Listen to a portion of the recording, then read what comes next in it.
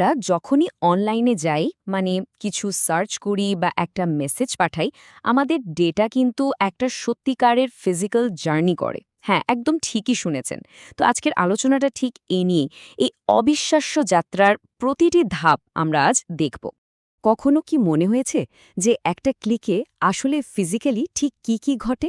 মানে বাইরে থেকে দেখতে তো খুবই সাধারণ একটা ব্যাপার, তাই না? কিন্তু এর পেছনেই লুকিয়ে আছে এক অসাধারণ হাই স্পিড একটা জার্নি। যখনই কোনো লিঙ্কে ক্লিক করা হয় বা একটা মেসেজ যায়, তখন ডেটার একটা ছোট্ট অংশ এক বিশাল অভিযানে বেরিয়ে পড়ে। তো এই যে জার্নির কথা বলছি, এর হিরোকে জানেন? ডেটার একটা ছোট অংশ, যাকে আমরা বলি ডেটা প্যাকেট। আর এর যাত্রাটা শুরু হয়, হ্যাঁ, একেবারে আমাদের হাতের ডিভাইসটা থেকেই। এই যে যাত্রাটা শুরু হচ্ছে, এটা শুরু হয় একটা নোট থেকে। এখন প্রশ্ন হলো, নোট জিনিসটা কি? খুব সোজা। নোট হলো এমন যে কোনো ডিভাইস যা নেটওয়ার্কে ডেটা পাঠাতে বা নিতে পারে। যেমন ধরুন আমাদের কম্পিউটার, ফোন বা এমনকি একটা নেটওয়ার্ক প্রিন্টারও কিন্তু একটা নোড। মানে নেটওয়ার্কের সাথে কানেক্টেড যে কোনো ডিভাইস যা ডেটা আদান প্রদান করতে পারে, সেটাই একটা নোড। আচ্ছা, ডেটা প্যাকেট তো তৈরি হলো। এখন এর প্রথম চ্যালেঞ্জটা কি?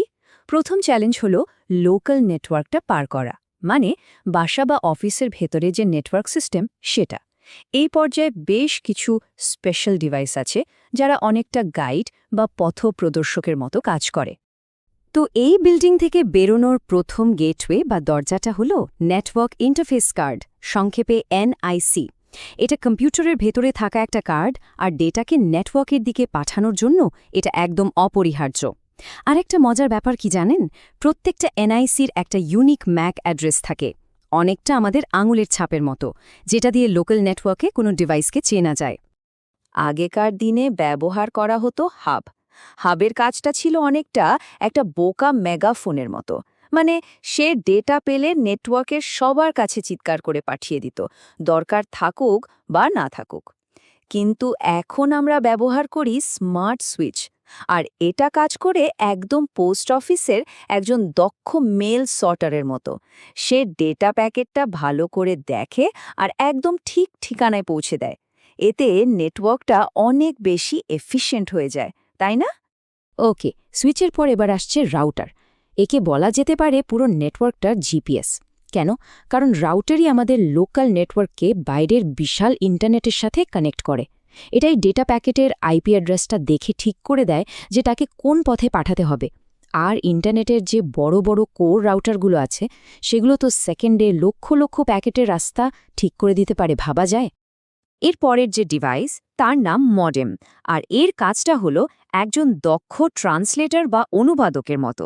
দেখুন, কম্পিউটার বোঝে ডিজিটাল ভাষা, কিন্তু আমাদের অনেক ইন্টারনেট লাইন, যেমন টেলিফোন বা কোঅ্যাক্সিয়াল ক্যাবল, সেগুলো কাজ করে অ্যানালগ সিগন্যালে। তো মডেম ঠিক এই দুই ভাষার মধ্যে ডেটাকে একদম নিখুঁতভাবে অনুবাদ করে দেয়, যাতে ডেটা প্যাকেটটা তার লম্বা জার্নিটা ঠিকমতো করতে পারে। তাহলে চলুন লোকাল নেটওয়ার্ক থেকে বের হওয়ার পুরো রাস্তাটা একবার ঝালিয়ে নেই। প্রথমে নোড ডেটা তৈরি করল, এরপর এনআইসি তাকে দরজা দিয়ে বাইরে পাঠালো, সুইচ তাকে লোকাল নেটওয়ার্কে ঠিকঠাক পথে চালিয়ে দিল, রাউটার তাকে ইন্টারনেটের বিশাল দুনিয়ার রাস্তা বাতলে দিল, আর সবশেষে মডেম তাকে বাইরের জগতের জন্য পুরোপুরি তৈরি করে দিল। ব্যাস, প্রথম ধাপ শেষ। লোকাল নেটওয়ার্ক তো পার হলো। এরপর কি? এরপর ডেটা প্যাকেটটা নেমে পড়ে ইন্টারনেটের বিশাল ফিজিক্যাল হাইওয়েতে। হ্যাঁ, ঠিকই শুনেছেন, হাইওয়ে। এই রাস্তাগুলো কিন্তু শহর, দেশ, এমনকি এক মহাদেশ থেকে আরেক মহাদেশ পর্যন্ত ছড়ানো। এই যে ডেটা হাইওয়ের কথা বললাম, এটা কিন্তু মূলত দুই রকমের হয়। একটা হলো গাইডেড মিডিয়া, মানে যেখানে ফিজিক্যাল তার বা কেবল সিগন্যালকে পথ দেখিয়ে নিয়ে যায়। আর অন্যটা হলো আনগাইডেড মিডিয়া, যেখানে সিগন্যাল কোনো তার ছাড়াই সোজা বাতাসের মধ্যে দিয়ে ভেসে যায়। এই হাইওয়েগুলোর মধ্যে সবচেয়ে ফাস্ট কোনটা জানেন? সেটা হলো ফাইবার অপটিক কেবল। এর ভেতর দিয়ে ডেটা ছোটে আলোর স্পন্দন হিসেবে, মানে লাইট পালস হয়ে।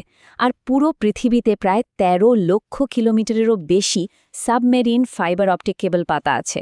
ভাবুন একবার, আমাদের আন্তর্জাতিক ডেটার প্রায় ৯৯%ই কিন্তু এই কেবল দিয়ে যাতায়াত করে।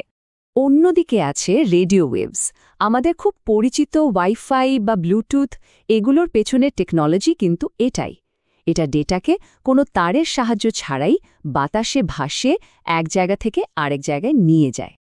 আর যখন দূরত্বটা অনেক বেশি হয় বা ধরুন কোনো প্রত্যন্ত অঞ্চলে যোগাযোগ করতে হবে, তখন কাজে লাগে স্যাটেলাইট, যেমন ধরুন জিপিএস বা স্যাটেলাইট ইন্টারনেট। এক্ষেত্রে ডেটা সিগন্যাল সোজা মহাকাশ থেকে পাঠানো বা গ্রহণ করা হয়। কিন্তু এখানে একটা প্রশ্ন আসতেই পারে, তাই না? যে হাজার হাজার মাইল পথ পাড়ি দেওয়ার সময় সিগন্যালটা তো দুর্বল হয়ে যাওয়ার কথা, তাহলে সেটাকে স্ট্রং রাখা হয় কিভাবে? এর উত্তরটা হলো রিপিটার। এটাকে বলতে পারেন যাত্রাপথের একটা বুস্টার স্টেশন। যখনই লম্বা রাস্তা যেতে গিয়ে সিগন্যালটা দুর্বল হয়ে পড়ে, রিপিটার সেটাকে ধরে আবার নতুন করে শক্তিশালী করে সামনে ঠেলে দেয়। ইন্টারেস্টিং ব্যাপার হলো, সমুদ্রের নিচে যে ফাইবার অপটিক ক্যাবলগুলো আছে, সেখানে প্রতি 40 থেকে 80 কিলোমিটার পর পর কিন্তু এই রকম রিপিটার বসানো থাকে। তো এই এত সব বাধা বিপত্তি পেরিয়ে আমাদের ডেটা প্যাকেটটা কিন্তু এবার তার জার্নির একদম শেষ মাথায় চলে এসেছে, মানে তার ফাইনাল ডেস্টিনেশন বা গন্তব্যের খুব কাছাকাছি। আর সেই গন্তব্যটা হলো একটা সার্ভার। সার্ভারকে তুলনা করা যেতে পারে একটা বিশাল ডিজিটাল লাইব্রেরির সাথে। এটা আসলে একটা অত্যন্ত শক্তিশালী কম্পিউটার, যার কাজ হলো ওয়েবসাইট হোস্ট করা, ইমেল পাঠানো বা ক্লাউডে আমাদের ফাইলগুলো সেভ করে রাখা। আর এটা দিন রাত 24 ঘন্টা ধরেই কিন্তু অসংখ্য ক্লায়েন্টের রিকোয়েস্ট হ্যান্ডেল করার জন্য তৈরি থাকে। এবং আমাদের ডেটা প্যাকেটের মিশন সাকসেসফুল। সে সার্ভারে পৌঁছে তার দরকারি তথ্যটা খুঁজে পেয়েছে। আর এখন সে ঠিক একই পথে আবার ফিরতি যাত্রা শুরু করেছে। আর সবচেয়ে অবাক করার ব্যাপার কি, এই পুরো যাওয়া আসার ঘটনাটা ঘটে যায় চোখের পলকে। চলুন তাহলে এই সংযোগের জাদুটা আরেকবার এক ঝলকে দেখে নিই। এই যে এতক্ষণ ধরে আমরা হার্ডওয়্যারের একটা জটিল কিন্তু অসাধারণ ফিজিক্যাল ডান্স দেখলাম, সত্যি বলতে এটাই কিন্তু আমাদের আজকের এই ডিজিটাল দুনিয়াটাকে সম্ভব করে তুলেছে। ডেটার এই যে ট্র্যাভেল টিম, এটা কিন্তু এক কথায় অসাধারণ। ভাবুন একবার, নোট থেকে যাত্রা শুরু, তারপর এনআইসির দরজা দিয়ে বেরিয়ে সুইচের দেখানো স্মার্ট পথে এগিয়ে, রাউটারের জিপিএস ধরে মিডিয়ার হাইওয়েতে চড়ে রিপিটারের থেকে শক্তি নিয়ে একদম শেষে সার্ভার নামের গন্তব্যে পৌঁছানো। ওয়াও! আর এই যে অদৃশ্য ফিজিক্যাল জার্নিটা, এটা কিন্তু প্রতিদিন সারা বিশ্বজুড়ে ট্রিলিয়ন ট্রিলিয়ন বার ঘটছে। আমাদের পাঠানো প্রত্যেকটা ইমেল, দেখা প্রত্যেকটা ভিডিও, করা প্রত্যেকটা সার্চ, সবকিছুর পেছনেই কিন্তু এই বিশাল কর্মযজ্ঞটা নিরন্তর চলছে।